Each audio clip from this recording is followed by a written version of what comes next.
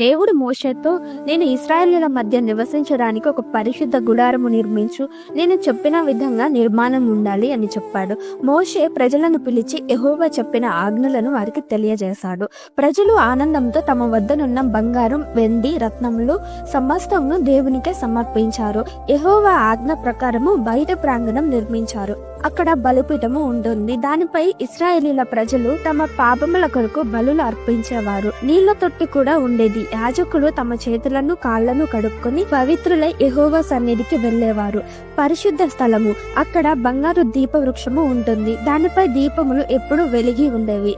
రొట్టెల బల్లపై 12 రొట్టెలు ఉండేవి. ధూపపీఠము ఎల్లప్పుడూ ధూపంతో నిండి ఉంటుంది. ఇది ప్రజల ప్రార్థనలు యెహోవా సన్నిధికి చేరుతున్నాయి అనేందుకు ప్రతీక. మహాపరిశుద్ధ స్థలము, ఇది గుడారంలోని అత్యంత పవిత్రమైన ప్రదేశం. ఇక్కడ నిబంధన మందసము ఉంటుంది. దానిలో 10 ఆజ్ఞల పలకలు, మన్నా పాత్ర, అహరోను మొలిచిన కర్ర ఉంటాయి. మందసంపై కరుణాపీఠం ఉంటుంది. 2 కెరూబులు రెక్కలు చాపి ఉంటాయి. ఆ మందసంపై దేవుడు తన మహిమతో ప్రత్యక్షమవుతూ మోషేతో మాట్లాడేవాడు. ఇది దేవుని సన్నిధి ప్రత్యక్షంగా ఉన్న స్థలం. Download ShareChat.